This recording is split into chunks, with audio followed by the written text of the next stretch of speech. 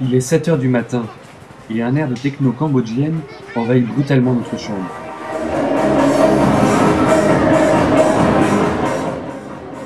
Il nous faut quelques minutes pour nous rappeler où nous sommes, dans une des très jolies chambres de la guest house de PSE. En ouvrant nos volets, nous apercevons des dizaines de jeunes filles en rang serré qui réalisent en rythme les mouvements de leur gymnastique du matin. Toutes sourient, semblent heureuses d'être là. Pour un sourire d'enfant, c'est le défi incroyable lancé par un couple généreux, volontaire et plein d'enthousiasme, Christian et Marie-France Despalières. Lorsqu'ils découvrent ce fameux jour d'octobre 1995, le quotidien de milliers d'enfants cambodgiens qui vivent, mangent, travaillent et dorment sur la décharge immonde de Phnom Penh, ils décident de créer un centre pour les accueillir.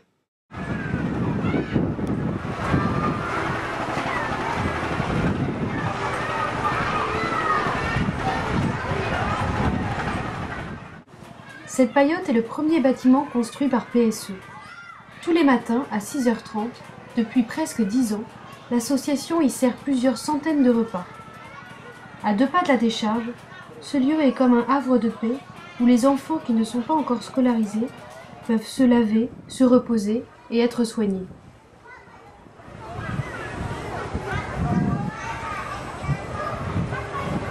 Donc me voici devant la décharge de Phnom Penh, qui n'est plus ce qu'elle était parce qu'elle a été abandonnée il y a environ un mois et demi, au profit d'une autre décharge un peu plus loin, qui permettra d'installer une nouvelle usine, de traiter les déchets de manière plus efficace, de recycler les déchets aussi.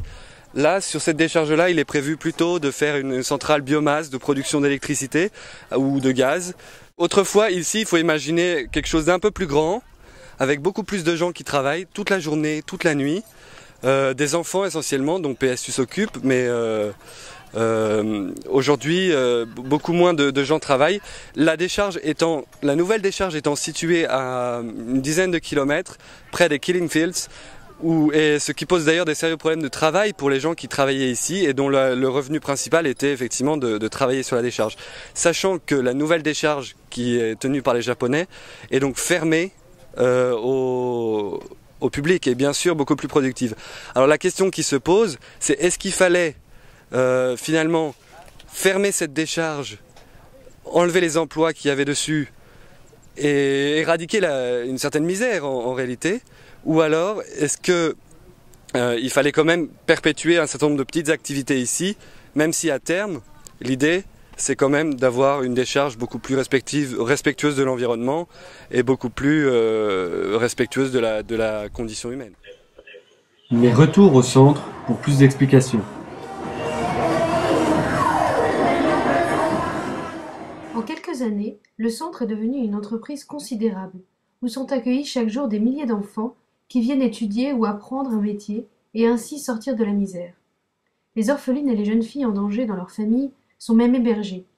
En tout, ce sont 6000 enfants qui sont pris en charge par PSE dans le centre ou dans les écoles de la ville.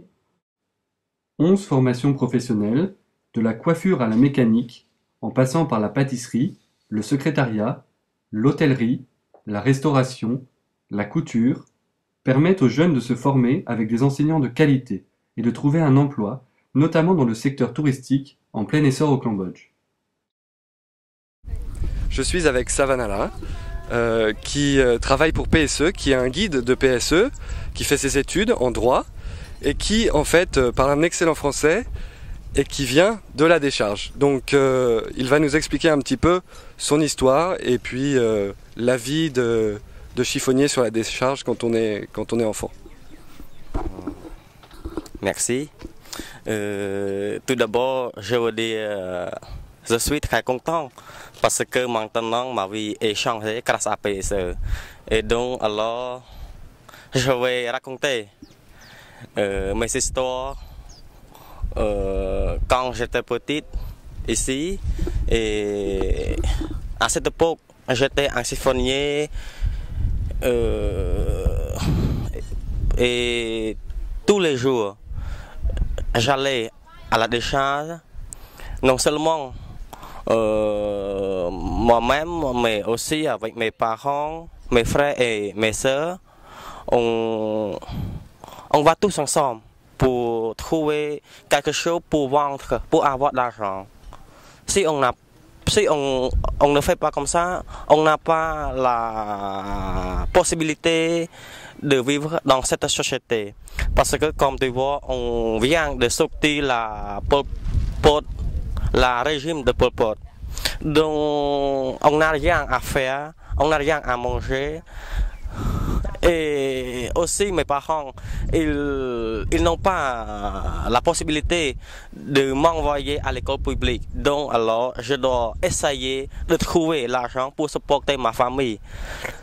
Et maintenant, grâce à PSE, depuis 1986, j'ai pu aller à l'école publique grâce à PSE.